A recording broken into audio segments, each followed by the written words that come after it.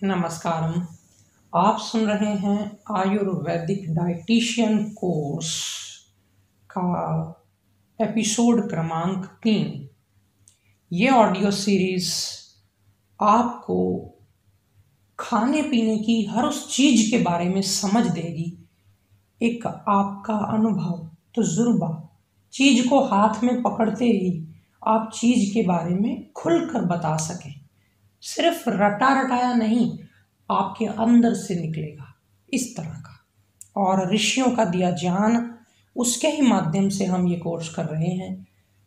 और आज के सत्र में हम चर्चा करेंगे भैंस के दूध के ऊपर, बकरी के दूध के ऊपर और माँ का दूध। इसके अलावा भी जो छोटे मोटे दूध हैं जो कहीं ना कहीं प्रयोग होते हैं, तो उनके ऊपर चर्चा। सबसे पहले भैंस के दूध के बारे में अगर बात करें तो गाय के दूध के बाद भैंस का दूध बहुत प्रयोग होता है, खासकर भारत में या भारत के आसपास के देशों में भैंस का दूध काफ़ी प्रयोग होता है। ये गाय के दूध से थोड़ा ज़्यादा मीठा माना जाता है। जब बात आती है मीठे की तो गाय का दूध भी मीठा है, भैंस का दूध उससे भी मीठा है। यानी जब किसी को कम मीठे वाली चीज़ देनी है, यानी किसी को मधुमेह है, डायबिटीज़ है, मोटापा है, जिसमें मीठा काफ़ी कम देना होता है, तो उस समय में हम कौन सा दूध चुनेंगे? हम गाय का चुनना पसंद करेंगे। ऐसा नहीं कि भैंस का नहीं दे सकते, उसमें मजबूरी होती, कई जगह अवेलेबल नहीं है, तो बहुत सारे तरीके करके उसको थोड़ा बहुत प्रयोग कर लिया जाता है। लेकिन भैंस का दूध और गाय का दूध सामने पड़े हुए हैं, तो आयुर्वेदिक डाइटिशियन बता देगा कि भैंस का दूध थोड़ा ज़्यादा मीठा होता है। ये है एक पहला, इसके बारे में सूत्र का पहला अंग। और फिर उसके बाद ये स्निग्ध भी ज़्यादा होता है, यानी ये थोड़ा ज़्यादा फैटी है। स्निग्धता का मतलब ऑयली, फैटी, तरावट, उसमें जो होती लुब्रिकेशन, ऑयल जो उसमें होता है वो ज़्यादा होता है भैंस के दूध में। उसके शरीर से ही पता चल जाता है, उसके शरीर की जो संरचना है वो संरचना ही फैटी है भैंस की। गाय की संरचना फैटी नहीं है, नॉर्मल है। उसकी हड्डियां ढकी रहती हैं गाय की, और पर इतनी ज़्यादा चर्बी नहीं चढ़ी हुई कि शरीर बहुत भारी भरकम दिखे। नहीं, कभी मैंने नहीं देखा गाय बहुत मोटी हो गई हो। पतली गाय बहुत देखी है मैंने, और उनकी हड्डियां का बाहर निकली होती हैं, ज़्यादा जो चलती हैं, जो जिनको खाना खुराक कम नहीं मिलती, कई बार ज़्यादा नहीं मिलती, ऐसी गाय मैंने देखी हैं। लेकिन मोटी गाय मैंने नहीं देखी, क्योंकि उसका दूध है ही इस तरह का, हल्का पचने में। और यहाँ भैंस का दूध मीठा भी है, थोड़ा ज़्यादा फैटी भी होता है, और ये भारी भी होता है। यानी कि गाय और भैंस का दोनों का दूध रखा है तो भैंस का दूध भारी माना जाएगा। अब जब भारी माना गया है तो ये थोड़ी है कि ये बेकार हो गया, नहीं। गाय का दूध उन लोगों के लिए जिनको बैठने की ही काम करने होते हैं, ज़्यादा भाग दौड़ नहीं है जीवन में, सरल सा एक लाइफस्टाइल है, थोड़ा बहुत योग प्राणायाम ध्यान, अपना ऑफिस में काम करना, थोड़ा बहुत घर का काम, ठीक है, एक उपयुक्त सी, एक साधारण सी जीवन शैली है, तो गाय का दूध पिए। जिनको बहुत मेहनत मजदूरी, दौड़ भाग, पत्थर तोड़, ईंट उठा, ये कर वो कर, जो हाथ से मेहनत मजदूरी वाले काम करते हैं, इंजीनियरिंग के काम है, बहुत सारे मेहनत लगती है उनमें, परिश्रम लगती है, एफर्ट वाले काम है, जिसको फिजिकल वर्क कह देते हैं आप, जिसमें आपका मेंटल वर्क कम और फिजिकल ज़्यादा होता है, तो उस तरह के काम वाले लोगों को भैंस का दूध ही लेना चाहिए, अच्छा है उनके लिए। ऐसा नहीं कि वो गाय का नहीं ले सकते, लेकिन उससे उनका कुछ बनेगा ही नहीं, यूं जाके यूं पच जाएगा, तो फिर उनको शरीर में आधार भी तो चाहिए। इसलिए भगवान ने हर तरह की चीज़ बनाई है। अगर एक ही चीज़ सब कुछ है और बाकी चीज़ें बेकार हैं तो ये भी गलत है। असली साइंटिस्ट या असली वैद्य, डॉक्टर, डाइटिशियन या असली जो इस परंपरा में जीने वाला व्यक्ति है, वो ये नहीं है कि एक ही चीज़ के गुण गाए जाएगा, गाए जाएगा, गाए जाएगा।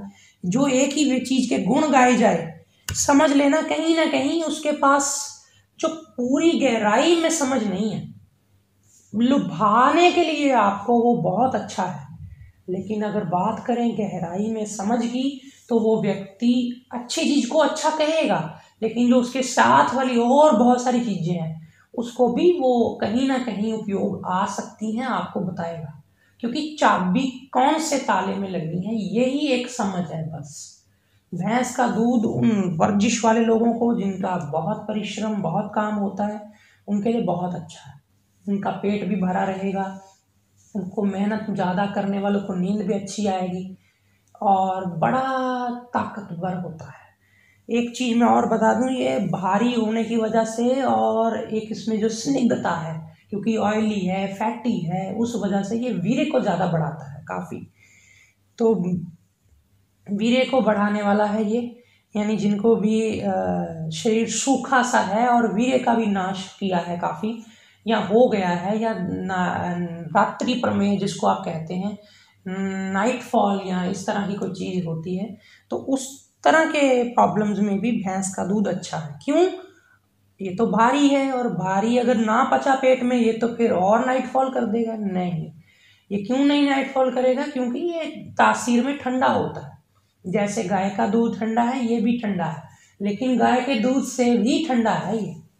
आप कहोगे जी उस गाय के ऊपर जब व्याख्यान चल रहा था तब तो आप कह रहे थे कि गाय का रंग, जो जिस गाय का रंग काला होगा उसका दूध थोड़ा कम ठंडा होगा क्योंकि वो सूर्य की किरणें ऑब्जॉर्व कर लेगी, उसकी गर्मी ऑब्जॉर्व कर लेगी, तो उसका दूध इतना ठंडा नहीं होगा।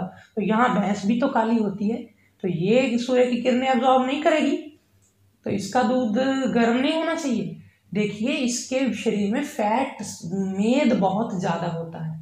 जिसके शरीर में फैट ज़्यादा है उसके अंदर वो जो सूर्य की किरणें हैं उसकी तपिश अंदर के अंगों तक पहुंचेगी ही नहीं, फैट्स अपने तक ही अब्जॉर्ब कर लेगी काफ़ी हद तक, और उसकी वजह से इसके अंदर के दूध की क्वालिटी पे कोई फ़र्क नहीं आता। और रही बात ठंडे और गर्म होने की, तो फैट्स ज़्यादा है इस वजह से ठंडा है और भारी भी है। गाय को आप देखेंगे स्वच्छ पानी में जाती है, मैं अगर कंपैरिजन करने पे आऊँ तो स्वच्छ पानी में नहाएगी, साफ पानी में उतरेगी और एक्टिव रहती है। गाय के बछड़े को आप खोलें तो भागता हुआ अपनी माँ के पास जाता है, दौड़ता हुआ, और पहचान भी लेता है अपनी माँ को। भैंस के साथ ऐसा नहीं है, भैंस कीचड़ में लेटती है, कीचड़ में जाएगी, गंदे पानी में जाना पसंद करती, क्योंकि गंदे पानी में उसको ना ज़्यादा मात्रा में उसके शरीर को लग जाता है मिट्टी लेप घोल सा, तो वो उसको ठंडक मिलती है, उसको अपने आप को ठंडा करने के लिए भी जाती है वहाँ पे। तो ये एक बहुत बेसिक डिफरेंस है अपनी अपनी एक चॉइस का, कि जैसी किसी की बॉडी की माइंड की संरचना है वैसी चीज़ें उसको पसंद आएंगी। तो इसलिए भैंस को कीचड़ ज़्यादा पसंद आता है और गाय को स्वच्छ पानी। तो इसका मतलब जिनको मेंटली और ब्रेन के साथ काम करने हैं, यानी जिनका फील्ड सारा का सारा ब्रेन पे टिका हुआ है, उनको गाय का दूध ज़्यादा लेना चाहिए। वो ब्रेन से उनको ज़्यादा डिसीजन लेने हैं। जिनको मेहनत करनी है, एफर्ट करना है, उनके लिए भैंस का दूध ठीक है। ऐसा नहीं है कि भैंस का दूध बिल्कुल ही नकारा है, लेकिन काफ़ी अच्छा है।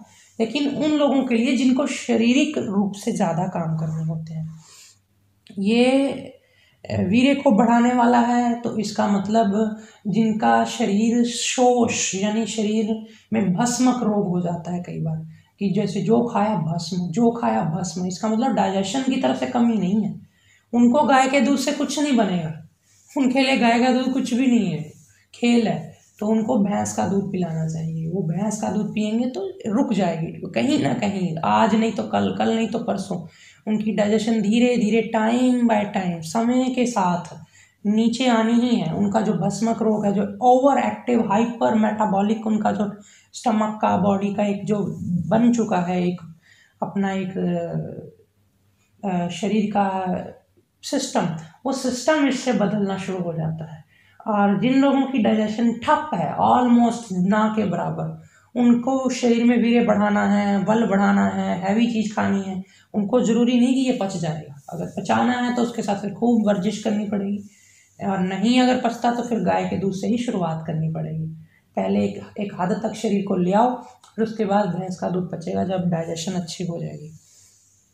फिर इसके अलावा इसका दूध निद्रा लाने वाला है, क्योंकि जो भी चीज़ भारी आप खाते हैं ना, कभी लेते हैं, होता क्या है, ये पेट में जाती है, खून काफ़ी ज़्यादा मात्रा में पेट की तरफ दौड़ता है, भारी चीज़ को पचाने के लिए ज़्यादा दौड़ेगा, तो क्या होता है, दिमाग से थोड़ा खून की मात्रा नीचे उतर आती है पेट की तरफ, और दिमाग से मात्रा यहाँ कह सकते हैं कि बिल्कुल कम नहीं हो जाता कि शरीर चले ही ना, दिमाग को खून ही ना मिले, लेकिन मात्रा कम होते ही ब्रेन जो है थोड़ा फॉगी हो जाता है, थोड़ा धुंधला सुस्त हो जाता है, तो आपको नींद आ जाती है बड़ी अच्छी, सुस्ती भी पड़ जाती है। इसलिए आपने देखा होगा भैंस के दूध से बनी हुई लस्सी, मट्ठा या छाछ या दही या पनीर आदि चीज़ें खा करके लोग आलसी होकर बेड पर या बिस्तर पर जाके सो जाते हैं, उनको लगता है कि अब बड़ा खा लिया, अब सोते हैं, अचानक इतने उठते हैं, अभी नाश्ता ही किया है, अभी नाश्ता किया है तो उसके बाद ही नींद आ जाए, हाँ उसमें इस तरह के गुण होते हैं,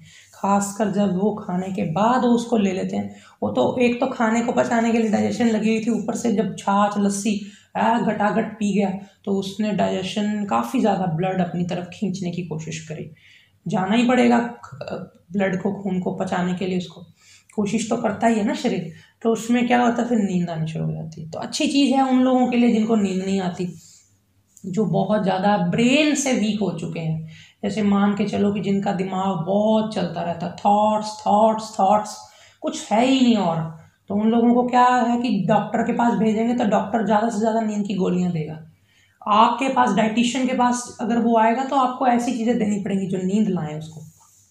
मैं तो आपको एक लेक्चर में बोलता जाऊंगा चीज़ें कि ये चीज़ नींद लाती है, वो चीज़ नींद लाती है, आपको क्या करना है, अलग अलग कैटेगरी बनाते जाना है, एक ही जैसी क्वालिटीज़ अगर बहुत सारी चीज़ों में आपको फ्यूचर में देखने को मिले तो उनको कैटेगराइज करते जाना, अलग अलग एक नोट्स बना लो कि जिसमें आपको लिस्ट बना लो कि ये चीज़ें सारी ज़्यादा नींद लाती हैं, ये चीज़ सारी हल्की हैं, ये चीज़ सारी भारी हैं, ये चीज़ें सारी स्निग्ध हैं, ये चीज़ें सारी खुश्क हैं, ये चीज़ें सारी गर्म हैं, ये चीज़ें सारी ठंडी हैं, ये चीज़ें सारी की सारी जो हैं वीर्य बढ़ाने वाली हैं, ये चीज़ें सारी वातनाशक हैं, ये पित्तनाशक हैं। इस ढंग से तमाम जो जानकारियाँ मैं आपके साथ बांट रहा हूँ, साझी कर रहा हूँ, आप उसको उसके हेड के एक हेड बना लो कि ये पित्त वाली चीज़ें, ये वात वाली चीज़ें, ये कफ वाली चीज़ें, ये वात पित्त वाली इकट्ठी, ये वात पित्त कफ वाली इकट्ठी, ऐसी हेड बना लो। तो उसमें आप जब लिखते जाओगे फ्यूचर में एक लिस्ट बन के तैयार होगी, तो आपको याद करना, उनको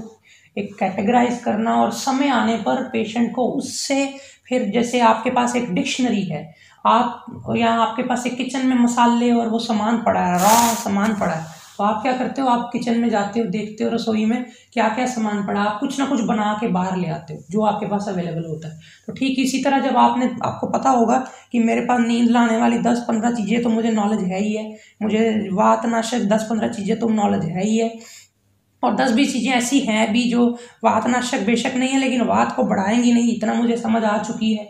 जब ये सारी चीज़ें आपको पता लग जाती हैं फ्यूचर में आने वाले समय में, तो आप क्या करते हो, आप उन चीज़ों को कंपाइल करके आराम से उसको एक डाइट बना देते हो, उसमें वो चीज़ें ज़्यादा रख देते हो, थोड़ी सी, यानी रेशो एक बना लेते हो जिस उसको देखने के लिए कि भी कितनी पचा सकता है ये, फिर धीरे धीरे उनको स्ट्रॉन्ग करते करते उनकी क्वांटिटी बढ़ा देते हो, तो वो व्यक्ति कहता है हाँ मैं ठीक हो गया।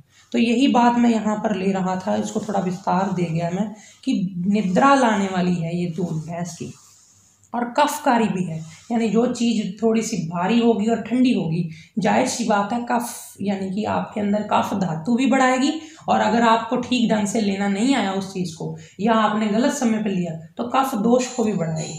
इसलिए कफ धातु और कफ दोष में काफ़ी अंतर होता है, ये चीज़ आप समझ के चलें। लेकिन कफ कफ है, अगर इसको सही ढंग से प्रयोग करते हैं तो ये कफ धातु को बढ़ाएगी। कफ धातु मतलब कफ बॉडी के अंदर जो एक पार्ट है, लुब्रिकेशन है, एक वीर्य, एक बल, वो चीज़ को बढ़ाएगी। जिनको खुश्की है इसका मतलब वो कफकारी चीज़ें लें, स्निग्ध चीज़ें जो कफकारी होती हैं वो लें, तो ये खुश्की के लिए भी अच्छा हो गया। तो इसका मतलब ये हमारे लिए काफ़ी ज़्यादा मात्रा में शरीर को तरावट देता है। तो शीतल भी है, शीतल यानी ठंडा, तो ठंडा है इसलिए गर्मी के रोगों पे अब आप आंखें बंद कर लो और नज़र दौड़ाओ। मैं पूरी चीज़ें हर वीडियो में ऑडियो में नहीं बता सकता, आपको अपनी समझ से जब मैं कोई चीज़ बोलूँ, एक शब्द बोला है मैंने कि ये शीतल है, आप अपना दिमाग थोड़ी समय के लिए पूरी तरफ दौड़ा दो कि शीतल चीज़ें किस में काम आएंगी। शीतल चीज़ें आएंगी जिनको ज़्यादा पसीना आता है, जिनको ज़्यादा गर्मी लगती है, जिनको पित्त बढ़ता है, जिनका पीलिया ज़्यादा हो जाता है, जिनको गर्मी से ब्लीडिंग हो जाती है, जिनको पीरियड जल्दी आ जाते हैं, जिनका शरीर गर्म रहता है, माथा गर्म रहता है। लोग आपको बोलेंगे माथा गर्म है जी, क्या करें, शीतल चीज़ें दो उनको। जिनको पित्त के रोग हैं, जैसे गला सूखता है, दाह है, तृष्णा है और पैर जलते हैं, गर्मी से रिलेटेड कई बीमारियां हैं जिसमें पित्त इन्वॉल्व होता है, गर्मी से रिलेटेड स्किन प्रॉब्लम हैं, तो उन सब चीज़ों में अब कुछ चीज़ें तो मैं बोल गया आज आराम से, कुछ चीज़ें जो गहराई में होंगी मेरे भी दिमाग में इस समय नहीं आ रही होंगी पित्त वाली। तो शीतल है, आप समझ जाओ कि आप शीतल चीज़ को कहाँ प्रयोग करोगे, आप कहाँ नहीं प्रयोग करोगे ये भी आपको पता होना चाहिए कि शीतल चीज़ है तो मैं कहाँ नहीं प्रयोग करने वाला। नज़ला लगा हुआ है, जुकाम लगा हुआ है, साइनस है, छींकें हैं, नाक रुक नहीं रही और बलगम पहले ही बहुत ज़्यादा है, शरीर ठंडा सा है, बेजान सा है, उस स्थितियों में आप इसको नहीं यूज़ करेंगे। गर्मी के कारण अर्टिकारिया हो रहा है, चपाखी निकल रही है, शीत पित्त हो रहा है, इंटरनली शरीर में कहीं बहुत ज़्यादा लीवर में गर्मी है, तो ठंडी चीज़ें ये दे सकते हैं। कोई चीज़ आपको ऐसी बनानी है जैसे ठंडाई बनानी है तो चूज़ करोगे आप कि कौन सा चीज़ मैं उसमें डालूं। ठंडाई को ठंडे ढंग से अगर लेना है, ठंडा उसकी तस्वीर बनानी है तो उसको भैंस के दूध में बनाना पड़ेगा। ये बहुत अच्छी बात है, आप इस चीज़ को सुन रहे हैं गहराई से, डीपली, क्योंकि अगर मैं ये वीडियोज़ या ये ऑडियोज़ मैं बनाता हूँ उन लोगों के लिए जो यूट्यूब पर यूं ही सबकी वीडियोज़ देखते हैं, जो लोगों ने ज्वाइन नहीं किया हुआ वो लोग सुन तो लेंगे शायद कुछ लोग, लेकिन पेशेंस नहीं होते, उनको होता है कि चलो चलो कोई और वीडियो देखें, ये तो बहुत लंबा खींच दिया, इतना कौन सुने, क्योंकि वो कमिटेड नहीं है कि उन्होंने ये कोर्स करना है। इसीलिए मेरा ये डिसीजन था कि अब भी फिलहाल के लिए मैं ये एक वीडियोज़ या ऑडियोज़ सबको नहीं दूंगा, ये उन्हीं लोगों के लिए है, पहले वही लोग इसको पचाएं, अच्छी तरह से जिएं, जिन लोगों को ये लगता है कि हाँ मैं कमिटेड हूँ, मैंने तो करना ही है, आज कराओ, आप कल कराओ, एक दिन लेट कराओ, जल्दी कराओ, 2 वीडियो दो, 4 दो, 1 दो, मैंने तो करना ही है। तो उन लोगों के लिए ये पहले है कि आप लोग ये समझें कि आपको कोई चीज़ अगर एक शब्द बोला जाता है, ग्रंथ में तो एक ही चीज़ लिखी होगी, शीतल, क्षुधावर्धक, क्षुधावर्धक मतलब भूख बढ़ाएगा। अब यहाँ पर एक चीज़ आती है कि ये भूख कैसे बढ़ाता है, भारी चीज़ है ये तो भूख मार दे, दबा दे, ऐसा क्यों होता है कि ये भूख बढ़ाता है, क्योंकि ये जो है ये एक तरह से वीर्य को बढ़ाने वाला है और कहीं ना कहीं ऑयली होने की वजह से, स्निग्ध होने की वजह से, घी ग्री इसमें ऑयल ज़्यादा होने की वजह से भूख भड़काता है। कभी आपने देखा कि कोई व्यक्ति मोटापे वाला भारी चीज़ें खाए, फैटी चीज़ें खाए, पनीर खाए, हैवी चीज़ खाए तो उसकी भूख मर जाए? कभी नहीं देखा होगा ना। आप तो देखोगे उल्टा उसको और ज्यादा दिल करता है खाने का ऐसी चीजें, यानी वो आग में घी का काम करती हैं भारी चीजें, जिनको जो भारी में भी जो स्निग्ध है, ऑयली है, क्योंकि वो घी का काम करेंगे और घी से आग भड़कती है, कभी घटती नहीं है। उसी की घटेगी जिसके शरीर में इतना है ही नहीं पाचन शक्ति की थोड़ा सा भी सह सके, वो तो जाते ही चीज ठप होगी डाइजेशन। जैसे थोड़ी आग हो और आपने उस पर भारी लकड़ियां रख दी तो आग बुझ जाएगी, ठीक उसी तरह जिसकी डाइजेशन वाकई बहुत ज़्यादा रह चुकी है उसके लिए कभी कभी शुरुआत में ज़्यादा मात्रा में इसको पिलाना कहीं ना कहीं भूख नहीं बढ़ाएगा, वो मार ही देगा भूख, उसको काफ़ी देर यहीं पड़ा रहेगा पेट में, पचेगा ही नहीं। लेकिन बाकी जनरल बात अगर करें सामान्य व्यक्ति की जिसकी डाइजेशन ठीक ठाक है, ना आप कह सकते हैं कि ज़्यादा है ना कम है, तो उस स्थिति में आप कह के चलिए कि ये जो दूध है इसका, भैंस का, ये उसको क्षुधावर्धन करेगा, ये भूख बढ़ाएगा, तो कहीं ना कहीं ये एक तरह से फिर अगली बार दूध पीने के लिए प्रेरित करेगा उस व्यक्ति को, अगली बार ज़्यादा खुराक खाने के लिए प्रेरित करेगा, तो अल्टीमेटली वो मोटापा उसको आएगा और वो फैटी नजर आएगा। जो लोग दुबले पतले अंडरवेट हैं वो तो पिए, खूब पिए, जो व्यक्ति नॉर्मल वेट है वो भी खूब पिए, अगर वो वर्जिश करते हैं, खूब दौड़ भाग के पचा लेते हैं, और जो लोग बिल्कुल नहीं पचाते, पता है उनको कि बैठे रहना है एक नुक्कड़ में, उन्होंने काम करते रहना है, उन लोगों को या तो इसमें काफ़ी 4 गुना 3 गुना पानी मिला के पीना चाहिए, 2 गुना पानी मिला के पीना चाहिए, थोड़ा मात्रा में पीना चाहिए या फिर नहीं पीना चाहिए, ये अपनी अपनी ज़रूरत है, अपनी अपनी चॉइस है, किस तरह से आप अपने आप को डिज़ाइन करना चाहते हो, बॉडी को, अपने माइंड को। तो ये था भैंस का दूध। अगला है बकरी का दूध। बकरी का दूध जो है ये कसैला होता है, यानी कि अभी हम बात कर रहे थे गाय के दूध, भैंस के दूध, अभी जब तीसरा दूध आया बकरी का तो ये कसैला हो गया।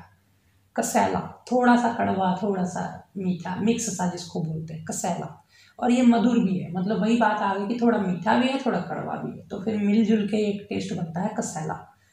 और शीतल भी है, यानी ठंडा है। तीनों दूध, गाय भैंस बकरी, तीनों ही शीतल हो गए। ग्राही है, यानी कि आप मान के चलिए कि ये जो दूध है इसका जो गुण है वो दूसरी चीज़ों का गुण जल्दी ग्रहण करता है, हल्का भी है, और हल्का होने की वजह से जल्दी पचेगा, जल्दी पचता है। तो मान के चलिए कि आप बीमार से बीमार व्यक्ति को दे सकते हैं, यानी कि ऐसा नहीं है कि कोई व्यक्ति की डाइजेशन कमज़ोर है तो उसको ये पचेगा नहीं। ग्राही का मतलब ही यही होता है कि आप कोई भी चीज़ इसमें डालेंगे, कोई भी चीज़, तो आप मान के चलिए कि ये उसके गुण को रिसीव कर लेगा, रिसेप्ट कर लेगा, रिसेप्टिव होता है, ये ग्रहणशील है। जैसे कहते हैं ना ये गुणग्राही है, तो ऐसे ही होता है कि जैसे शहद मिलाना है, इसमें ठंडाई मिलानी है, गर्म चीज़ मिलानी है, ठंडी चीज़ मिलानी है। एक तो मैंने भैंस के दूध के बारे में बात की थी, भैंस का दूध ठंडा है, तो आप ठंडी चीज़ें मिलाएं, उसमें ठंडाई मिलाएं, ऐसी चीज़ें मिलाएं ताकि वो चीज़ उसको उसका गुण जल्दी पकड़ ले, उसको आपस में दोनों की तासीर मिले और वो जल्दी से बॉडी में उस चीज़ के प्रति काम करे। ये ग्राही है, इसमें गर्म मिला दो, ठंडा मिला दो, कोई तासीर की चीज़ मिला दो, जैसे गाय का दूध भी कुछ कुछ ग्राही होता है, तो ये सबको पकड़ लेता है।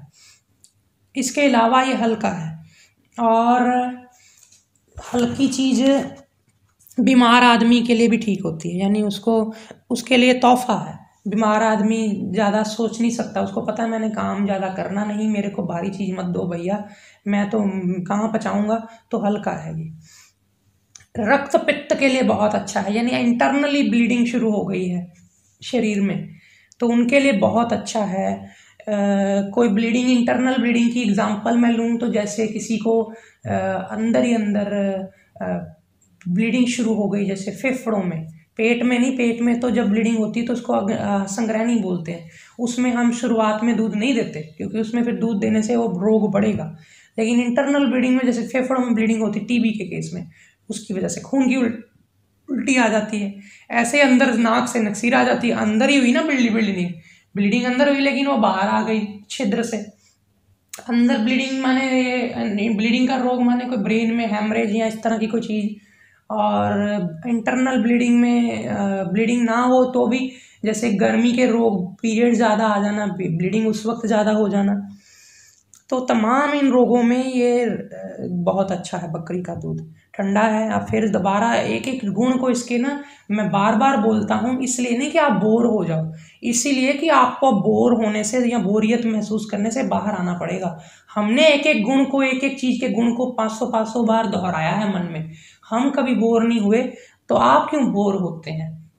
सीखने का मतलब भी यही है कि आप बोर ना हो और आप बार बार उसको सुने, तो बार बार एंजॉय करें कि हाँ ये गर्म है, हाँ ये ठंडा है, तो ये चीज़ें फिर लाइफ लॉन्ग नहीं भूलती, ज़िंदगी ताउम्र नहीं भूलती।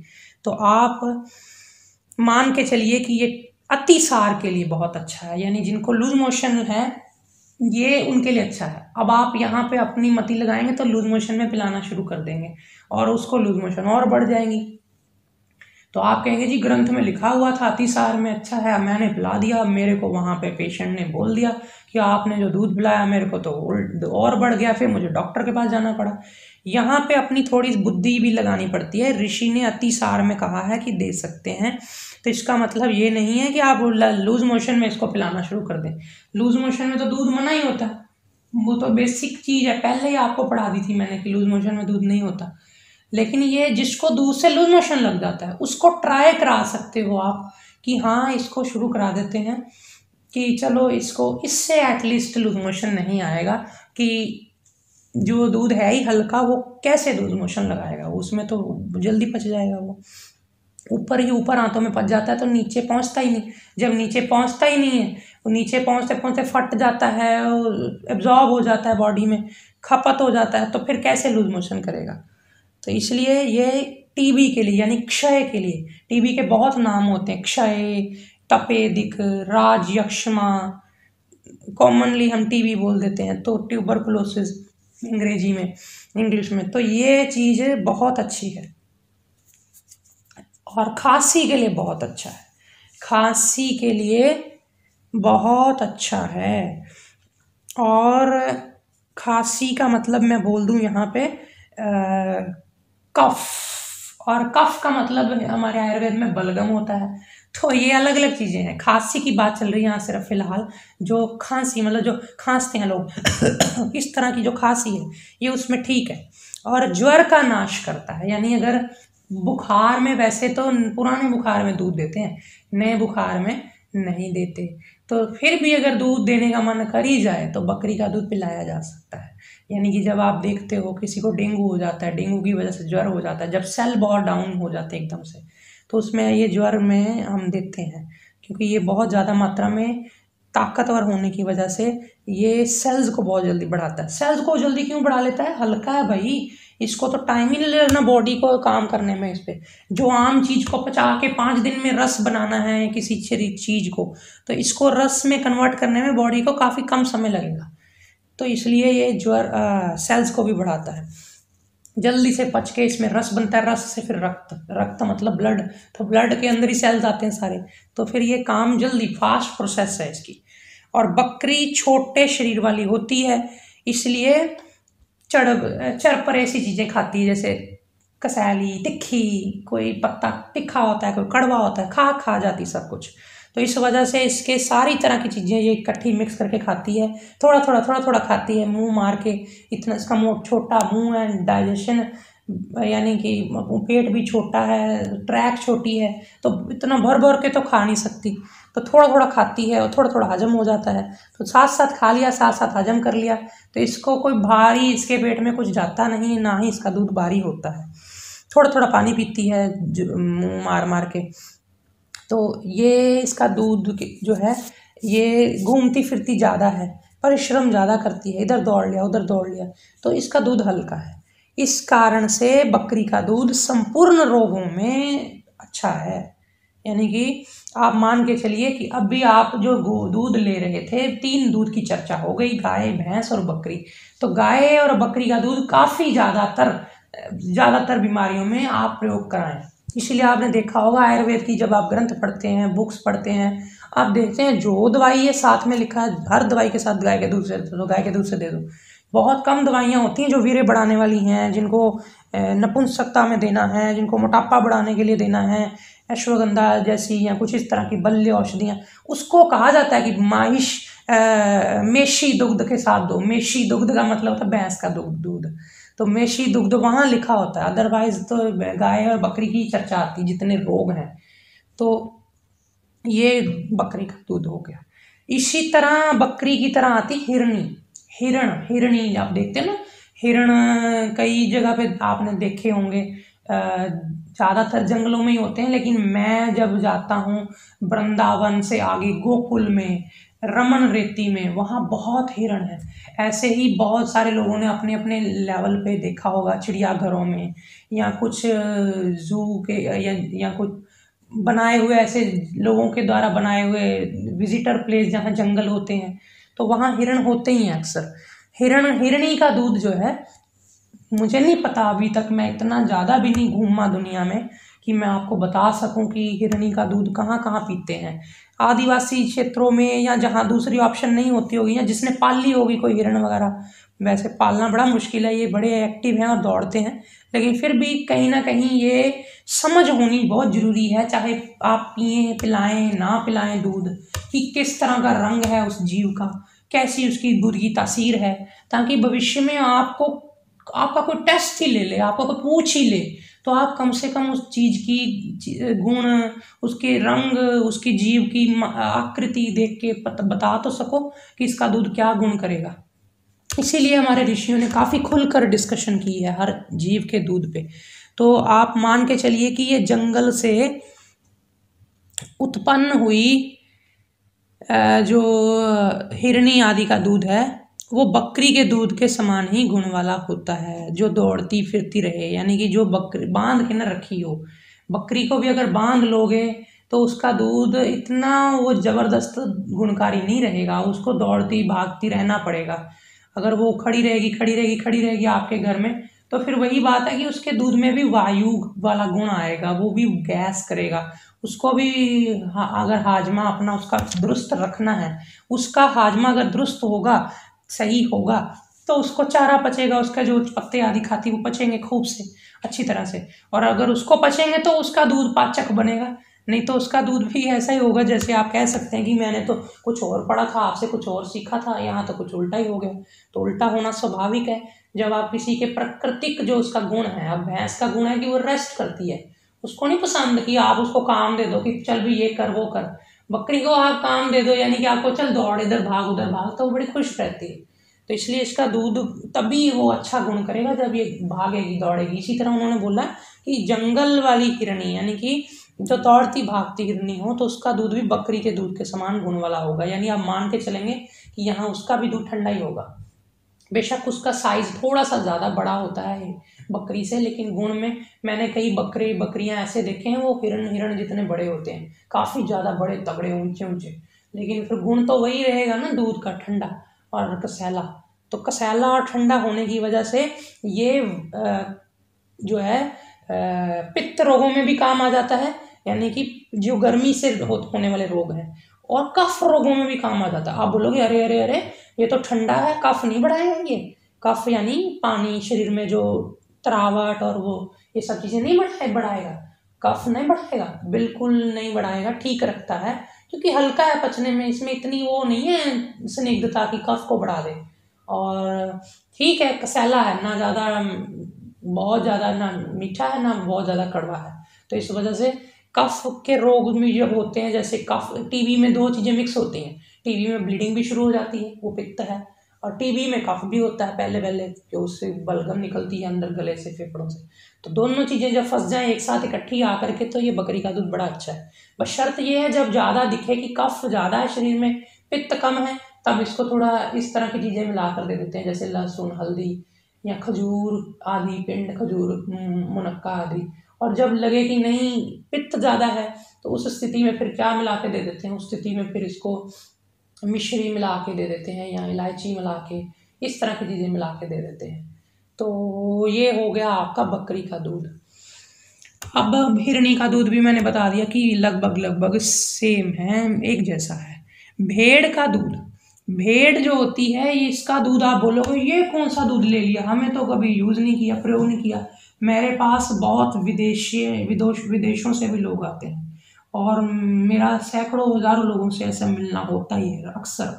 और मैंने देखा है कि इस भारत में चाहे ये दूध बहुत कम प्रयोग होता होगा या कहीं कहीं प्रयोग होता होगा, लेकिन बाहर के देशों में तो शीप मिल्क पाउडर फॉर्म में या डिब्बों में या वैसे भी जनरली बहुत मिलता है। और ख़ासकर जहाँ जिन इलाकों ठंडे इलाकों में जहाँ भेड़ें बहुत होती हैं, क्योंकि भेड़ों के ऊपर ऊन आती है, तो उन लोगों को भेड़ पालना अच्छा भी लगता है, उनका बिजनेस उससे चलता है। तो वहाँ पे भेड़ को रहना भी इजी है क्योंकि उसके शरीर पे ऊन है, तो वो ठंड के मौसम में ऊन रहने देते हैं उसके शरीर पे, तो उसको कोई फ़र्क नहीं पड़ता, वो रह लेती है। तो उसका दूध वहाँ पे काफ़ी वो प्रयोग करते हैं, क्योंकि जब एक चीज़ उसकी ऊन मिल रही है तो साथ में उसका दूध भी काफ़ी उनको मिलेगा रोज़। तो एक आदमी जो उसको पाल रहा है वो कहता चलो खर्चा निकलेगा, इसका दूध भी प्रयोग करो, तो वहाँ पे वो बिकता भी है, काफ़ी लोग लेते भी हैं भेड़ का दूध। इसलिए आपको ये चीज़ समझनी चाहिए कि आपको नॉलेज होनी चाहिए। आपको कोई व्यक्ति कह सकता है कि मुझे हमारे कंट्री में तो गाय का दूध नहीं है, तो फिर अब बताओ हमें क्या करना है। तो उस वक्त आपकी नॉलेज बड़ी लिटल सी नहीं होनी चाहिए, कम नहीं होनी चाहिए। आप भेड़ के दूध के बारे में उसको गाइड कर सकते हैं कि भाई आप बताओ, आप उसको पूछ सकते हैं कि आप मुझे बताओ जी आपके वहाँ कौन सा दूध होता है, मैं उसी के अकॉर्डिंगली फिर आपको बता देता हूँ, आपकी रूटीन बता देता हूँ, आपके पास जो अवेलेबिलिटी है उसके हिसाब से मैं चर्चा कर लेता हूँ। तो यहाँ पे बात आती है भेड़ के दूध का जो है गुण है वो है ये खारा है। खारा मतलब ये एल्कलाइन, एक खारेपन में होता है। एक होता है कोई चीज तेजाबी है, एसिडिक है, एक होती है एल्कलाइन है, और ये थोड़ा एल्कलाइन सा है। और एल्कलाइन होने के साथ साथ खारा भी है। जैसे आप खारा सोडा पीते हैं ना, खारी चीजें खाते हैं, जैसे खार किसी तरह की, जौ की क्षार ले लेते हैं, क्षार चीज जिस तरह की होती है ये वो है। और मीठा भी है, थोड़ा मीठा भी है, कड़वा नहीं है, खारा है और स्वादिष्ट है। और थोड़ा गर्म है। गर्म इसका ये है तासीर इसलिए है क्योंकि भेड़ को वूल होने की वजह से उसको काफ़ी गर्मी मिलती है, उसके शरीर पे ऊन होने की वजह से उसको काफ़ी अंदर गर्माइश मिलती है, इसलिए इसका दूध काफ़ी गर्म होता है। और उस वजह से ये पत्थरी को नष्ट करने वाला है। कमाल है। दूध तो कहा जाता है कि पत्थरी में दो ही ना, चाहे वो भैंस का है, गाय का है, बकरी का है। तो आप यहाँ कह रहे हैं कि पत्थरी तोड़ता है? बिल्कुल, क्योंकि इसका दूध खारा है। खारी चीज वैसे ही पत्थरी को बहुत तोड़ती। मूली खारी है, क्षारीय है, तो पत्थरी तोड़ती है। जो चीज पत्थर चट्टा का पत्ता है, क्षारीय है, खारा है, पत्थरी तोड़ता है। तो जो गुण, जिसमें गुण होगा खारा खारा, थोड़ा लिखा होगा जहां भी, आप समझ आना पत्थरी में कुछ ना कुछ तो काम करेगा ही करेगा। तो यहाँ पे स्वादिष्ट होने के साथ साथ इसमें थोड़ा खारा गुण होने की वजह से पत्थरी को तोड़ता है। यानी जिन कंट्रीज में भेड़ का दूध अवेलेबल है, आप उनको कह सकते हैं कि हाँ आप आराम से लो, थोड़ा थोड़ा लिमिट में लेना भाई, इतना मत लेना, एक्सेस मत कर लेना, ठीक है। एक नॉर्मल सी रूटीन में रेगुलर पी सकते हो आप, आपको कोई मनाही नहीं है। और अगर आपको कोई कहे कि मैंने तो दूध पीना ही पीना है, मेरे को बहुत ज़रूरत है, आपको भी लगे कि पेशेंट को दूध देना पड़ेगा, एक तरफ पत्थरी है, दूसरी तरफ उसको हम दूध जरूर दें क्योंकि वो पहले ही सूखता जा रहा है, उसका शरीर बड़ा पतला दुबला होता जा रहा है, फिर वो आपको पूछेगा कि आपने मेरी पत्थरी तो ठीक करवा दी, लेकिन देख लो मेरा वजन बहुत गिर गया है। इसका मतलब वैद्य भाई बहनों को इस तरह की कंप्लेन बहुत आती है कि एक चीज़ ठीक करने के चक्कर में दूसरी चीज़ उनकी चीज़ खराब हो गई, वजन गिर गया। तो वैद्यों को अगर चाहिए कि अगर उनको पूरा डीप में सोल्यूशन निकाल के देना है, तो इस तरह से उसको ये भी करके दें कि भाई आप भेड़ का दूध जाओ फिर ढूंढ के लाओ, क्योंकि फिर आपने कहा है कि मुझे सारी चीज़ें एक साथ चाहिए, तो फिर जाओ, एक पत्थरी भी तोड़नी है और आपको पता है कि शरीर से जो आपके अंदर किडनी में या कहीं भी आपके मिट्टी रेत जमी हुई है वो निकालनी है, तो सारा का सारा यूरिनरी ट्रैक साफ करना है, यूरिनरी ब्लैडर में कोई पत्थरी रुकी है, तो पत्थरी के लिए ये बहुत अच्छा है। खारा है इसका मतलब आप कहेंगे जी सिर्फ किडनी की पत्थरी में काम आएगा, या पित्ताशय की पत्थरी में भी काम आ सकता है। जाहिर सी बात है, शरीर में पत्थरी कहीं भी बनी हो, तो जब आप खारी चीज लेंगे तो ब्लड के अंदर एक खारापन आएगा। जब ब्लड के अंदर ही खारापन आना शुरू हो गया, रोज आपकी वो ब्लड के अंदर रोज थोड़ी थोड़ी मात्रा में आया अगर, तो जाहिर सी बात है ब्लड जहाँ जहाँ ब्लड से बनने वाली चीजें काम करती हैं, वहाँ पे वो पत्थरी को भी घुलाएंगी दोबारा से। तो वो इसलिए कह सकते हैं कि बिल्कुल देना चाहिए, चाहे 100% लाभ ना निकल के आए उसमें पत्थरी, पित्ताशय की पत्थरी में, क्योंकि आप मान के चलिए कि वो चीज़ें थोड़ा बहुत सपोर्ट ही करती हैं, सालों साल लगते हैं पहले पत्थरी को बनने में। तो आप कैसे कह लेंगे कि हफ्ता 2 हफ्ते का आपने दूध पिला दिया तो भेड़ का, तो उसकी पित्ताशय की पत्थरी भी निकल जाए। किडनी वाली तो हो सकता है जल्दी निकाल देंगे, पित्ताशय और जहाँ जहाँ आप डायरेक्ट वो नहीं काम कर सकती ये चीज़ें, तो वहाँ पे थोड़ा टाइम भी लेती। इसलिए आप दे के देखना, ट्रायल करना, मैं भी करता रहता हूँ, मुझे रिजल्ट्स मिलते हैं, कईयों पे महीने लग जाते हैं, कईयों पे सालों लग जाते हैं। तो ये काफ़ी लंबी चीज़ें हैं, इसमें हमें रिसर्च की ज़रूरत है। काफ़ी लोग अपने अपने लेवल, अपने अपने टेस्ट, अपनी अपनी अवेलेबिलिटी के हिसाब से जब रिसर्च करेंगे काफ़ी चीज़ों पे, तो आपस में जब हम सालों बाद जब एक साथ बैठेंगे, जब मैं आप लोगों को बुलाऊंगा कि आओ भाई जिन लोगों ने ये कोर्स किया था और उन्होंने अब जो रेगुलर ये सीख के, जिन्होंने इसको वेस्ट नहीं किया इस विद्या को, और प्रैक्टिस करी है, काम किया है, क्योंकि डाइट के ऊपर प्रैक्टिस करने के लिए कोई आपको गलत नहीं कहेगा। क्या है, आप डाइट ही दे रहे हो, आप उसको अच्छी चीज़ें ही बता रहे हो खाने की, कोई इसमें क्या है। लोग वैसे ही छोड़ते नहीं है, होटलों में जाओ, रेस्टोरेंट में जाओ, कोई उन्होंने डाइटिशियन के कोर्स थोड़ी किए होते हैं, जो मर्जी किसी को खिलाई जा रहे हैं। तो आप इस तरह से डाइट के ऊपर काम करने में अपना स्वाभिमान समझना, अपना कॉन्फिडेंस समझना, कोई अपने आप में गिल्ट या इस तरह की चीज़ नहीं लानी है। आप अच्छे से काम करो, रिसर्च करो, और हमारे ऋषियों ने किया और उन्होंने रिसर्च किया तो आज आपको मिला, और अगर रिसर्च ना किया होता तो आज आपको ये मिलता? बिल्कुल ना मिलता। तो ये रिसर्च किया उन्होंने तो आपको लिख के दिया, आप भी इस पर रिसर्च करो तो कल को आने वाले समय में आप कर सकते हो ये। फिर हम बात करते हैं कि ये दूध जो है पत्थरी को तोड़ेगा और हृदय को अप्रिय है, यानी अच्छा नहीं है, हार्ट इसको पसंद नहीं करता ज़्यादा। हार्ट के रोग जिनको हैं उनको खारी चीज़ें थोड़ी कम ही देते हैं, उनको मीठी चीज़ें देते हैं, तो उनको मीठी चीज़ें पसंद होती हैं हार्ट को ज़्यादातर, क्योंकि हार्ट इम्बैलेंस फील करता है, इनसिक्योर फील करता है खारी चीज़ों से। तो मैं नहीं कहता कि हार्ट वाले को देनी ही नहीं खारी चीज़, लेकिन फिर भी हम मधुर मधुर चीज़ें चुनते हैं हार्ट के लिए। तो यहाँ हार्ट को अप्रिय हो गया, जिनको अंजाइना पेन होती है, जिनको हार्ट में पेन शुरू हो जाती है, जिनको हार्ट में जोर पड़ जाता है जरा सी भारी चीज़ खाने से। तो भारी भी है ये दूध, मैंने अभी आपको बोला कि भेड़ का दूध भारी है। भेड़ उतनी ज़्यादा एक्टिव नहीं है जितनी बकरी है, इसका दूध भारी है। तो आप इसको मान के चलिए कि ये हार्ट के लिए बहुत अच्छा नहीं है, क्योंकि भारी है तो हो सकता है इसमें कोलेस्ट्रॉल फैट्स वगैरह होगा। तो जिन लोगों को तो पता है कि उन्होंने पचा लेना है काम करके, उनको कोई फ़र्क नहीं पड़ना, तो उनका वैसे ही मेटाबॉलिज्म काफ़ी हाइपर है, तो उनको तो ले लेना चाहिए। तो जिनको पता है कि मेरे को बाद में कोलेस्ट्रॉल ही करेगा, तो उनको भैंस का दूध भी भारी है और ये भेड़ का भी भारी है, अवॉइड करने चाहिए। जो बकरी का था, हिरनी का था और गाय का था, ये चीज़ें भारी नहीं है, ये हल्के हैं, तो ये ले लेने चाहिए कोलेस्ट्रॉल वाले को। इसी तरह इसमें जो गुण है वो ये है, ये तृप्तिदायक है, यानी भारी चीज़ जल्दी तृप्त कर देगी ना आदमी को। जब आप शादी ब्याह में खाना खाने जाते हैं तो काफ़ी ज़्यादा कच्चा घी, ऊपर से क्रीम वो डालते हैं, हालांकि वो गलत है, क्रीम नहीं डालनी चाहिए ऊपर से। वो नमक वाली चीज़ के साथ दूध नहीं देते, दूध और क्रीम में कोई फ़र्क नहीं है ज़्यादा, तो वो स्किन प्रॉब्लम करेगा। लेकिन फिर भी वो करते इसलिए हैं कि वो भारी हो जाए सब्जी और लोग खा ही ना पाए, कम खाने से उनको तृप्ति हो जाए।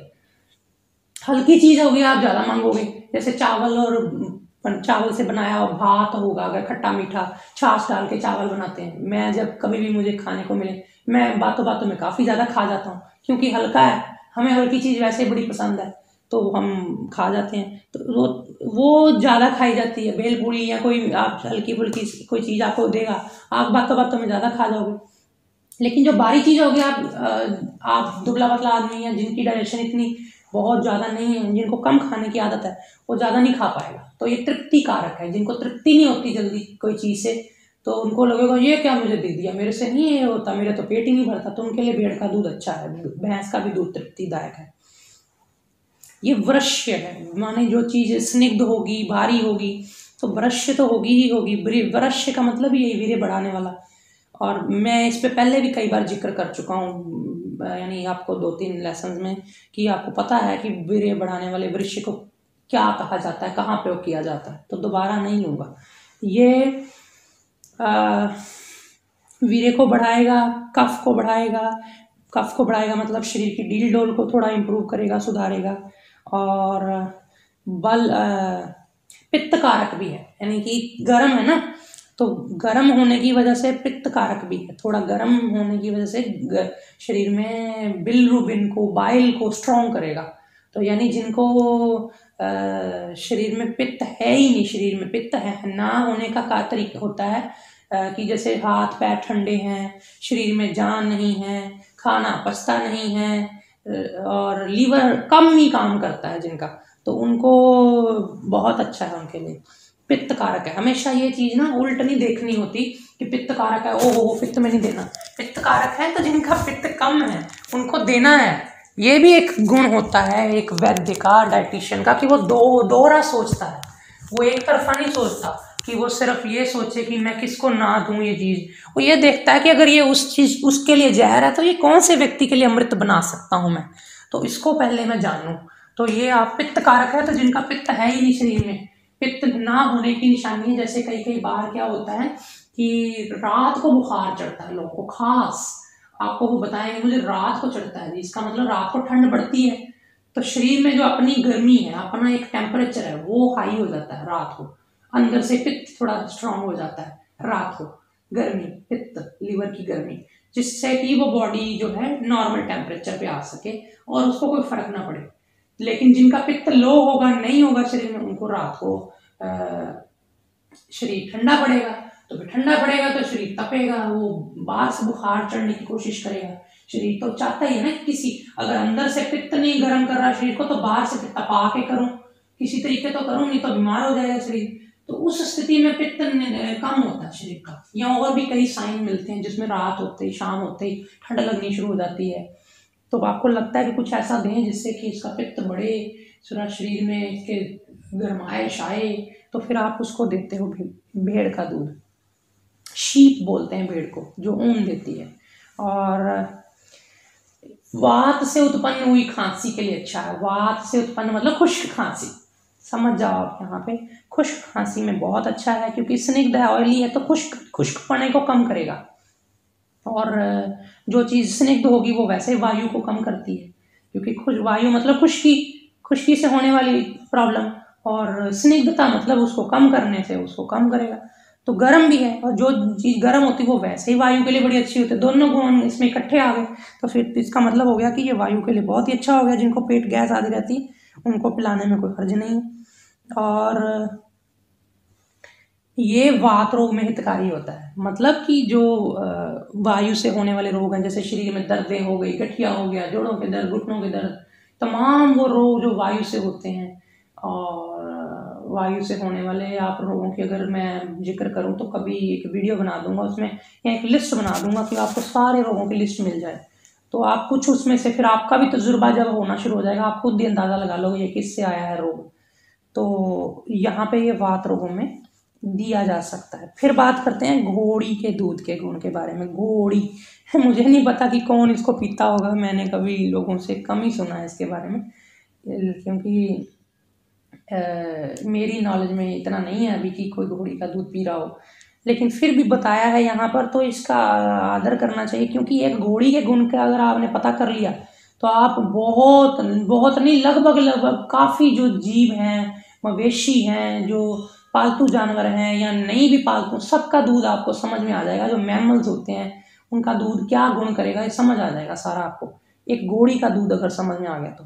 घोड़ी का दूध जो है ये भी रूखा है, ये ऑयली नहीं है। अब देखो यहाँ सबके दूध से निकल रही थी मलाई, क्रीम, और दूध से निकल रहा था मक्खन और वो सब घी, क्योंकि उनके दूध सबके स्निग्ध हैं, ऑयली हैं, और उनसे वो चीज़ें निकलना लाजमी है।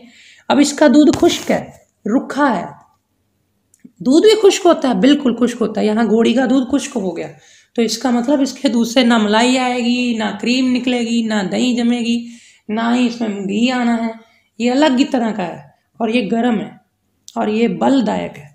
गर्म और बलदायक अब मैं दोबारा एक्सप्लेन नहीं करने वाला, आपको काफ़ी अंदाज़ा हो चुका है, क्योंकि जब एक एक चीज़ को मैंने पीछे पकड़ के काफ़ी एक्सप्लेन किया है, तो अब आपको पता चलना शुरू हो गया होगा कि गर्म क्यों बोल रहा हूँ मैं। और बलदायक भी है, यानी कि जो घोड़ी का जो बच्चा होता है, जो क्या बोलते हैं उसको आप, तो वो पिएगा तो उसको बल मिलेगा, और उसका वैसे ही घोड़े में पावर और बल की बड़ी एक वो है, महत्वता है। तो बल के लिए हम उसको घोड़े को यूज़ करते हैं, हॉर्स पावर। कभी किसी ने सुना है एलिफेंट पावर? एलिफेंट तो या हाथी तो ज़्यादा बड़ा है, पर नहीं, घोड़े का कुछ अलग ही अंदाज है। ये बेशक बहुत ज़्यादा इसमें ताकत इस तरह की नहीं है कि किसी को भी ये लड़ ले किसी से, लेकिन ये काफ़ी लंबे समय तक इसकी दौड़ने की और काम करने की क्षमता है, खड़े रहने की क्षमता है। यानी ये जो असली पावर का परिचय वो नहीं होता कि कोई आप 10 बंदों से लड़ लो। ताकत असली वही है कि चाहे आदमी पतला दुबला है, लेकिन उसमें काम घंटों घंटों करने का गुण है, वो है असली ताकत। तो किसी किसी को भगवान ने वो ताकत दी होती है कि जो वो किसी से भी लड़ ले, 10-20 लोगों से लड़ ले, और वो पहलवान कहलाता है। किसी किसी को वो ताकत नहीं मिलती, तो वो दूसरी तरह की ताकत होती है, काफ़ी घंटों घंटों काम कर लेता है, काफ़ी एनर्जेटिक रह लेता है। तो ये घोड़े के अंदर ये गुण होता है, घोड़ी के दूध के अंदर। और ये शोष के लिए अच्छा है, यानी कि जो सूखापन है, शरीर सूख गया है, उसमें काफ़ी अच्छा है। जिनको पता है आपको कि इसको अब स्निग्ध चीज़ भी नहीं दे सकते, चारों तरफ आपके दिमाग में कल को हो सकता है एक आप रिसर्च करें इसके ऊपर, आपको लगे कि मैं घोड़ी के दूध के ऊपर कुछ रिसर्च करूं, इससे कोई मेडिसिन बनाऊं लैब में, कोई इसके ऊपर काम करूं, या इसके ऊपर कोई कैप्सूल ही बना दूं इसके कल को ऐसे, कई तरह के आइडिया आपके मन में आ सकते हैं, दिमाग में आ सकते हैं। तो उस समय आपको पता होना चाहिए इसकी तासीर, कि ये जो है ये शोष में काम आ सकता है, ये खुश्क है और बलदायक भी है। जब किसी को बलगम है और खांसी है, आपको पता है कि मैं इसको दूध भी नहीं दे सकता, उस वक्त ये दूध दिया जा सकता है, क्योंकि इससे कोई बलगम बढ़ने के चांसेस नहीं है, खुश्क है। और ये वात को नाश करने वाला है, कमाल है। एक तरफ खुश्क है और एक तरफ वात को नाश करता है। मैंने बोला था ना कि यहाँ तो वो चीज़ स्निग्ध हो, ऑयली हो, अगर ऑयली नहीं भी है वो चीज़ तो भी उसको गर्म होना पड़ेगा, तो भी वो तो ही वो वात में काम करेगी। इसलिए ये वात गर्म है, दूध घोड़ी का, तो मान के चलिए कि वात को नाश करेगा। बहुत एक्सेस में अगर कोई पिएगा तो फिर इसकी खुश्की इस हद तक बढ़ जाएगी शरीर में कि फिर हो सकता है कि वात को घटाने की बजाय बढ़ा दे। लेकिन अगर लिमिट में कोई लेता है तो ये वात को नाश करेगा, क्योंकि बाकी डाइट से उसको कहीं ना कहीं ऑयल, कहीं ना कहीं चीज़ें तो मिलेंगी ऑयल, तो वो वहाँ से बैलेंस हो जाएगा उसका वात। ज़रूरी थोड़ी कि उस चीज़ से हमने उसकी खुश्की दूर करनी है। तो खट्टा भी है, खट्टा दूध कोई होता है कम ही है, लेकिन ये है। और थोड़ा सा खारा, हल्का सा खारा है, हल्का खारा है, मतलब ये भी पत्थरी में चल जाएगा। और स्वादिष्ट है, थोड़ा मीठा भी है। एक खुर वाले जितने भी पशु होंगे उनका दूध ऐसा ही होगा। अब बात कर लेते हैं एक खुर वाला क्या होता है। आपने कभी घोड़े के पैर से जो एक वो लोहे का वो नाल लगाते हैं, वो कभी कहीं गिरा हुआ देखा है? अगर देखा है या कहीं पे आपने उसको लगाते हुए उनको देखा है तो आपको समझ में आएगा, वो गोल होता है यू की तरह। उसका मतलब यही है कि इनका जो घोड़ी या घोड़े का खुर होता है वो सिंगल होता है। और आप गाय, भैंस, बकरी, इनके खुर चेक करेंगे, इनके खुर में कट होता है सेंटर से, इनका खुर जो 2 भागों में बटा होता है। तो इनको बटा होने की वजह से ये बहुत तेज भाग नहीं सकते होते, लेकिन ये काफ़ी जो है अलग तरह के जीव हैं। उनका दूध जो है अलग तरह का है। और ये जो सिंगल नाल वाला है, सिंगल नाल वाले कितने जानवर और होंगे, खच्चर होगा, सिंगल नाल वाले। अब आप जानवरों को चेक करना शुरू करेंगे, यदि आप बायोलॉजी की स्टडी करते हैं आपको पता होगा, या आपको कोई इस तरह का कोई आपका सब्जेक्ट है जिसमें आप जानवरों के ऊपर रिसर्च करते हैं, तो आप पढ़ेंगे यदि आपको तो पता लगेगा कौन से जानवर एक खुर वाले हैं, कौन से 2 खुर वाले हैं। तो आपको उसी समय पता चल जाना एक खुर वाले हैं तो उनका दूध लगभग ये होता है ठंडा और या गर्म या स्निग्ध ऑयली। और जो सिंगल खुर वाला जानवर होगा जैसे कि घोड़ा, खच्चर आदि, तो उनके गुण सारे जानवरों के गुण जो होंगे वो दूध के खुश्क होंगे, उनसे कोई मलाई वगैरह ये सब चीज़ें नहीं निकलने वाली। तो ये चीज़ है घोड़ी का दूध। 3 दूध रह गए हैं। मैं नहीं चाहता कि मैं इसको लेट करूं, चाहे 10, 15, 20 मिनट और लगें। और मैं चाहता हूं कि आपको मैं आज की वीडियो में जैसे ही भी हो ये बताऊं, क्योंकि मैं ज़्यादा ऑडियोज़ नहीं दे पाता। आपको भी पता है मैं इतना फ्री भी नहीं हूँ, लेकिन फिर भी मेरे अंदर से आवाज़ निकलती है कि मैं आप सब लोगों को बहुत गहराई में इन चीज़ों को समझाऊँ जितनी मेरी समझ है। मेरी इतनी समझ नहीं है, तो फिर भी मैं अपनी तरफ से कोशिश करूँगा कि चलो ना करने से तो अच्छा है ना कि आप मेरे से थोड़ा बहुत सीख लो। बाकी कल को आप ज़्यादा कोई सिखाएगा तो आप उससे सीख लेना, इसमें क्या गलत है। तो ऊँटनी का दूध जिक्र कर लेते हैं, चर्चा कर लेते हैं। ऊँटनी का दूध हल्का है, देख लो ऊँटनी का साइज, आकार तो बहुत बड़ा है लेकिन दूध हल्का है। बताऊंगा क्यों। ये मीठा भी है और थोड़ा खारा भी है। खारा है इसका मतलब पथरी में ये भी चल जाएगा, और हल्का है इसका मतलब ये जिनकी डाइजेशन कमज़ोर है उनके लिए भी चल जाएगा। और हल्का क्यों है, ऊँट गर्म इलाकों में रहने वाला जीव है, और जो लोग गर्म इलाके में रहते हैं वहाँ पे इतनी वो ऑयली चीज़ें नहीं होती, कि धरती में इतना तेल नहीं होता कि वहाँ ये बड़ी ऐसी इनको खान पान की चीज़ें मिल जाएं कि जिससे इनके अंदर काफ़ी ज़्यादा फैट्स आ जाए और काफ़ी ज़्यादा इनका दूध भारी हो जाए ना। इनका दूध हल्का ही रहेगा, क्योंकि पत्ते, कांटेदार झाड़ फूस खा करके इन्होंने दूध बनाना है, तो उससे कितना आप ऑयल निकाल लेंगे इसके दूध से। तो हल्का है इसका दूध काफ़ी। और इन्होंने काफ़ी वर्जिश भी करनी होती, दौड़ वहाँ पे तो स्ट्रगल करना है, स्ट्रगलिंग लाइफ है इन जीवों की, तो इनका दूध हल्का है। तो गर्मी के इलाकों में डाइजेशन भी काफ़ी कमज़ोर होती है, आप चाहे जानवरों की डाइजेशन ले लें या लोगों की डाइजेशन, गर्म इलाकों में या गर्मी के दिनों में आपको भूख कम ही लगती है, आपको भी पता होगा। तो उस स्थिति में क्या होता है कि इसका दूध अगर हल्का होगा तो ये हर कोई पचा लेगा, अगर भारी होगा तो वहाँ के लोगों से पचाना बड़ा मुश्किल होगा। तो ये नेचर ने व्यवस्था करके रखी है, एक गुणों की ऐसी एक ढांचा, एक संरचना बनाई है कि जो जहाँ पैदा होगा उसको वहाँ के ही गुण में यूज होने वाली चीज़ें उसको बनाएगा वो। तो मधुर है, खारा है तो पथरी के लिए ये भी सही हो गया। अभी तक पथरी के लिए आपने भेड़ का दूध, घोड़ी का दूध और ऊँटनी का दूध, 3 दूध ठीक है। उसमें भी सबसे बेस्ट जो क्लियर कट बोला गया है कि पथरी में दे सकते हैं वो भेड़ का दूध ही है। बाकी घोड़ी और ऊँटनी का दूध भी कहीं ना कहीं खारा है ही है थोड़ा बहुत, तो पथरी में अपने लेवल पे आप रिसर्च कर ही सकते हो। तो ये अग्नि उत्तेजक है। अग्नि उत्तेजक मतलब हल्की चीज़ है, जल्दी जाके पचेगा, और है भी थोड़ा बहुत तो स्निग्ध है ही है, बिल्कुल खुश्क तो मैं कह नहीं रहा कि ये खुश्क है। तो थोड़ा है भी हल्का और है भी स्निग्ध, यानी कि ऐसी है इसका गुण है। एक तो लकड़ी पतली और ऊपर से लकड़ी सूखी, एकदम आग पकड़ने वाली। तो वही चीज़ इसमें आगे का हल्का है, मधुर है, और जैसे ही शरीर में जाएगा तो जल्दी आग भड़केगी शरीर में इसको पचाने के लिए। तो अग्नि उत्तेजक है। और दस्तावर है, मतलब पेट साफ करेगा अच्छे से आराम से। और कृमि के लिए बड़ा अच्छा है। कृमि मतलब कीड़े मकोड़े, कीड़े जो होते हैं अंदर, पेट के अंदर के कीड़े अंडे दे देते हैं अपने। तो इसके अंदर जो एक गुण है अग्नि को तेजन करने वाला, दस्तावर है, यानी कि ये फुर्र करके पेट को साफ करता हुआ आएगा। तो जब प्रेशर से पेट साफ होना है तो जाहिर सी बात है कीड़ों को अंदर टिकने में काफ़ी, जो उनके कीड़े जो पेट में होते हैं उनके अंडे भी जो होते हैं उनको टिकने में जगह नहीं मिलनी, वो फटाफट साफ होगा वो, तो निकल के बाहर आ जाएंगे। तो कृमि के लिए अच्छा हो गया। कोढ़ के लिए अच्छा है, यानी कोढ़ का मतलब होता है कुष्ठ रोग। 18 प्रकार के कुष्ठ हैं, ये कभी मैं इसके ऊपर कभी चर्चा कर पाया तो फिर हम देखेंगे। उसमें जो ये जितने भी होते हैं, जैसे मंडल कुष्ठ जिसको बोलते हो, मंडल कुष्ठ का मतलब होता है सोराइसिस, या ये जो सफ़ेद दाग है, ऐसे जो स्किन प्रॉब्लम मान लो ठीक ही नहीं होती, तो काफ़ी ज़्यादा ऐसी कई स्किन प्रॉब्लम्स हैं जो कुष्ठ में आती, कोढ़ में आती, तो उसमें ऊँटनी का दूध दिया जा सकता है। उसमें ऊँटनी का दूध बहुत अच्छा है, गाय का दूध बहुत अच्छा है। जिस स्किन प्रॉब्लम में आपको पता है कि पित्त इन्वॉल्व है उसमें भैंस का दूध बड़ा अच्छा है।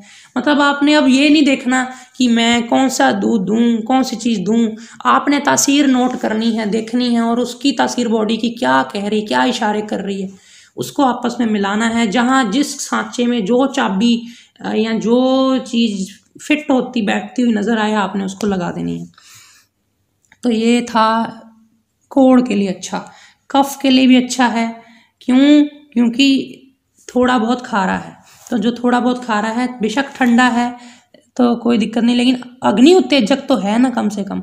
क्योंकि अग्नि उत्तेजक होने की वजह से ये जो है अग्नि उत्तेजक होने की वजह से कफ को नहीं बढ़ने देता। और मैं बताना भूल गया, ये जो है हल्का है, मधुर है, खारा है, अग्नि उत्तेजक है, दस्तावर है, यानी ये थोड़ा गर्म तासीर का है ऊँटनी का दूध, इसको ठंडे में ना लें। और कफ के लिए अच्छा है, अफारे के लिए अच्छा है, और सूजन के लिए बहुत अच्छा है, यानी सूजन स्वेलिंग कहीं भी हो जाती है, चाहे वो इंटरनल किसी अंग में होगी, डॉक्टर बोलता है आपके पेट में सूजन आ गई है, या आपको बोला जाता है कि आपकी अंदर लीवर में सूजन है, और ऐसी चीज़ें बताते हैं जिसमें सूजन बोली जाती, पैरों में सूजन है, तो उस वक्त ये दिया जा सकता है। उधर पेट के रोगों में दिया जा सकता है। तो आप बोलोगे गर्म इलाके में होता है ये, तो ये गर्म तासीर का है, वहाँ तो ठंडी तासीर की चीज़ें होनी चाहिए ताकि उनकी डाइजेशन ठंडक मिले उसको। नहीं, हर वक्त ठंडी भी नहीं देनी होती, क्योंकि उससे डाइजेशन उनका और ठप हो जाएगा। तो डाइजेशन अगर ठप हो गया तो फिर डाइजेशन उठ नहीं पाएगा। अब आम है, आम जो है गर्म तासीर का है, लेकिन उगता ही ज़्यादा गर्मी में है, सीज़न ही इसका गर्मी में। आप बोलोगे लो जी ये तो सर्दी में होना चाहिए कि सर्दी में गर्म चीज़ें चाहिए। नहीं, सर्दी में गर्म चीज़ नहीं देनी, वो सर्दी में पेट की अग्नि काफ़ी पहले ही काफ़ी ज़्यादा होती है अंदर से, काफ़ी जैसे मिट्टी के मकान होते हैं, गर्मी में ठंडे सर्दी में गर्म, तो ऐसे ही शरीर है, ये मिट्टी का बना है, जब ये गर्मी होती है तो अंदर से ठंडा रहता है थोड़ा, तो जब ठंड होती है तो अंदर से गर्म रहती डाइजेशन। तो आपको जब गर्मी बाहर है, सीजन मौसम गर्मी का है, तो अंदर डाइजेशन काफ़ी कम हो जाती है, शरीर में ठंडक होती काफ़ी, तो उस वक्त गर्म चीज़ ही देनी होती है थोड़ी थोड़ी। हल्का है, गर्म है, तो ये ऊँटनी का दूध बेस्ट है उन लोगों के लिए जो गर्म इलाकों में रहते हैं। उनका पेट बिल्कुल ठप नहीं होगा, डाइजेशन बिल्कुल ठप नहीं होगा, अग्नि पेट में उत्तेजित रहेगी, पचाने वाली डाइजेशन। यानी मंदाग्नि वालों को आप दे सकते हैं बकरी का दूध और ये ऊँटनी का दूध, कि अग्नि को बढ़ाते हैं, पचाते हैं। आगे 2 प्रकार के दूध और रह गए हैं जो इसमें ग्रंथ में हमारे आते हैं, वो है हथनी का दूध। हथनी यानी ये एलिफेंट, फीमेल एलिफेंट, ये जो दूध होता है इसका पुष्टि कारक होता है, पुष्ट कर देता है शरीर को, काफ़ी ज़्यादा हट्टा कट्टा बना देता है, और ये मधुर है। मधुर मतलब मीठा, कसैला है, कसैला ये भी थोड़ा हो गया, जैसे बकरी का दूध कसैला था तो कसैला है ये भी।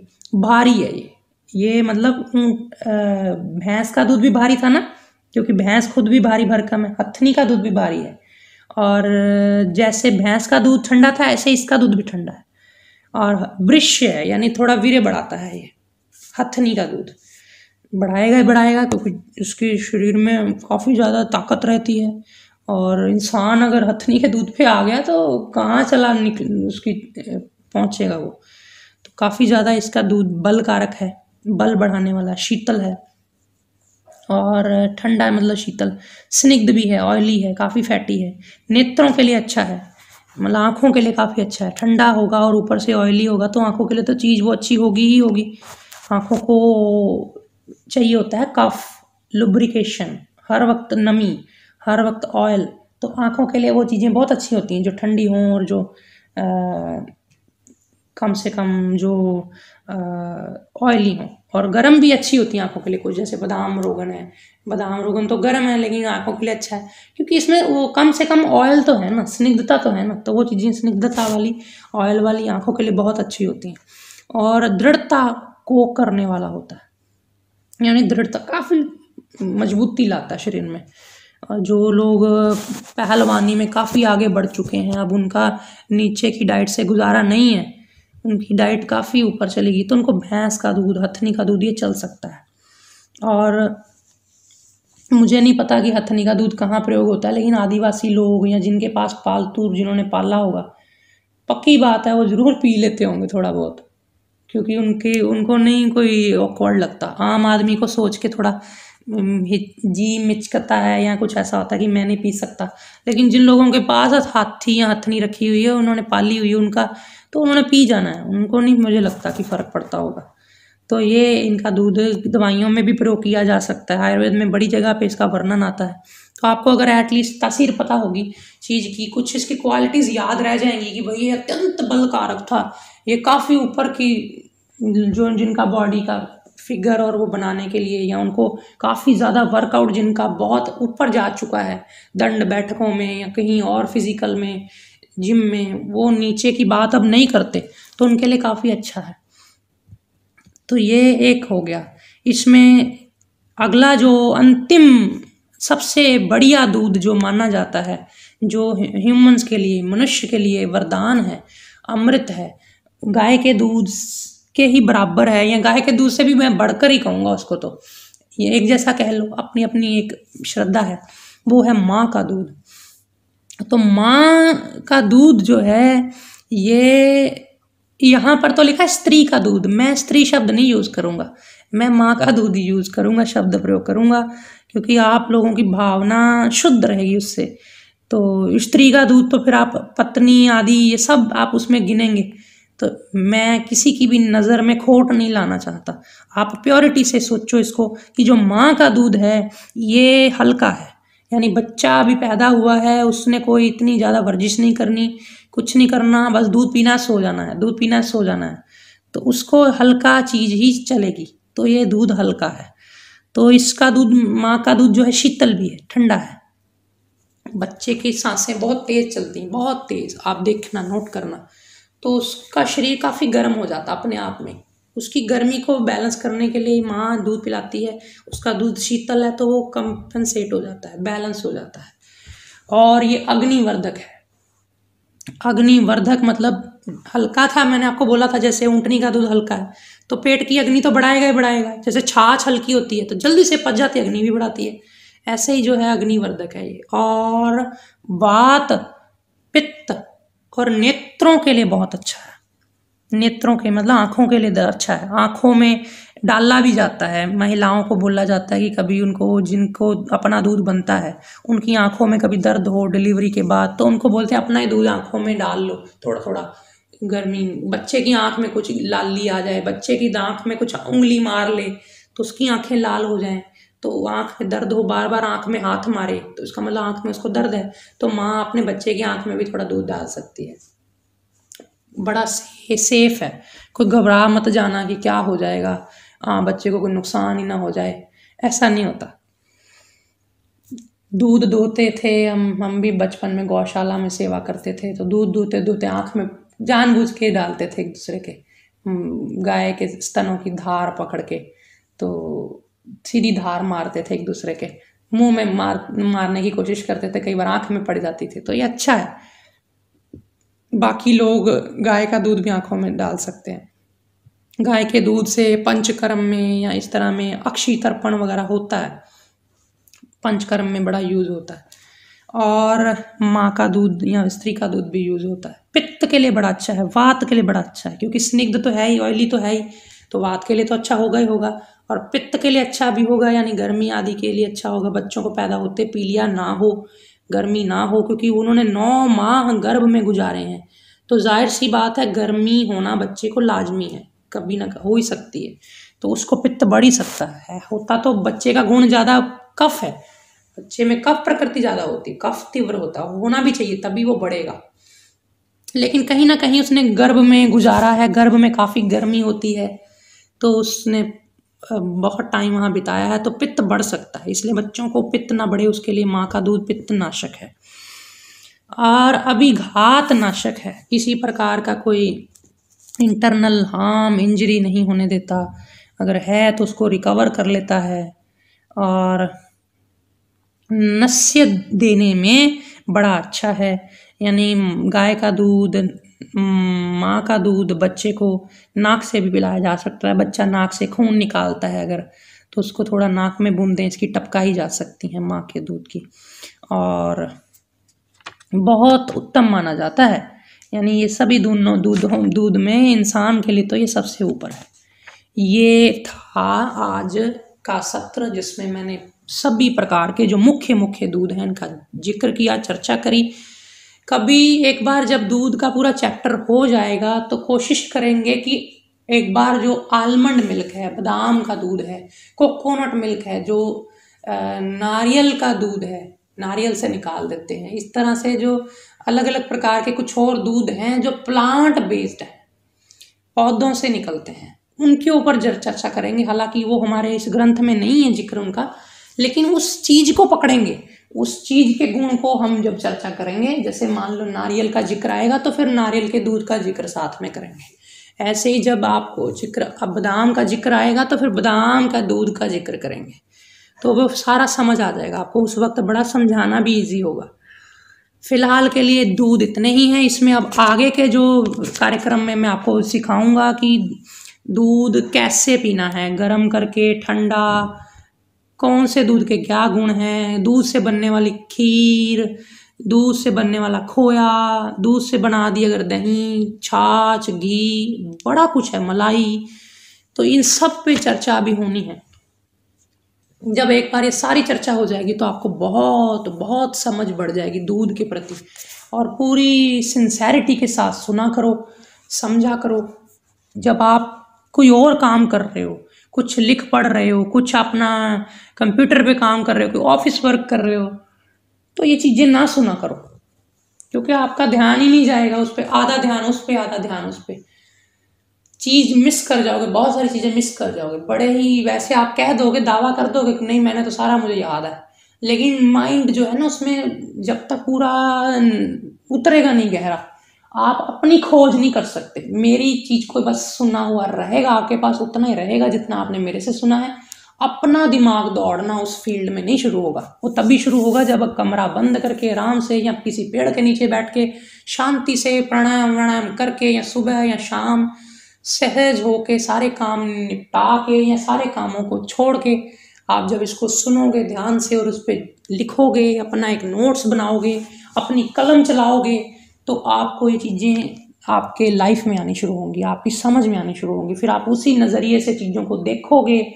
करोगे, पियोगे, आजमाओगे, फील करोगे, फ़ायदे लोगे, नुकसान उठाओगे, दूसरे को प्रयोग कराओगे, उससे सुनोगे उसका एक्सपीरियंस क्या था, मेरा क्या है, 100 लोगों के एक्सपीरियंस इकट्ठे करोगे। आखिर दुनिया पीती है, खाती है, आपको कैसा लगता है, कितनी देर बाद भूख लगती है भाई आपको ये वाला दूध पीने से, पचता है कि नहीं पचता, गैस तो नहीं करता। बड़े सवाल, बड़ी चीज़ें, उनको जब सॉल्व करोगे तब आपको आप मान के चलना कि हाँ अब मैं कुछ सीख पाया हूँ। लेकिन अभी तो सिर्फ एक शुरुआत है। तो आइए आज के श्लोक जो भाव प्रकाश निघंटु ग्रंथ हम पढ़ रहे हैं, जिसमें सारी डाइट की चीज़ें ही हैं, तो जिसको मैंने नाम दिया है आयुर्वेदिक डाइटिशियन कोर्स, तो उसके हम जो ग्रंथ के श्लोक हैं उनका पाठ कर लें।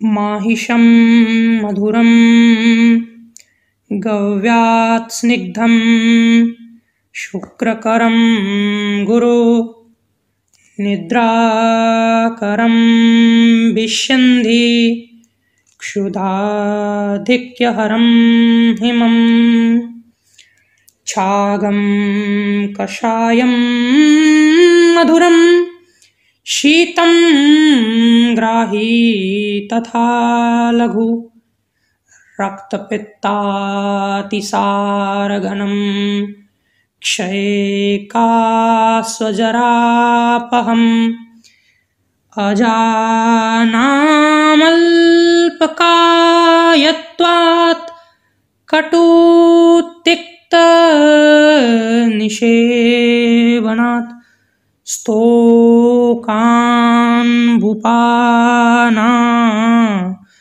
द्वयायामात् सर्वरोगापहं पय मृगीणां जाङ्गलोत्थानां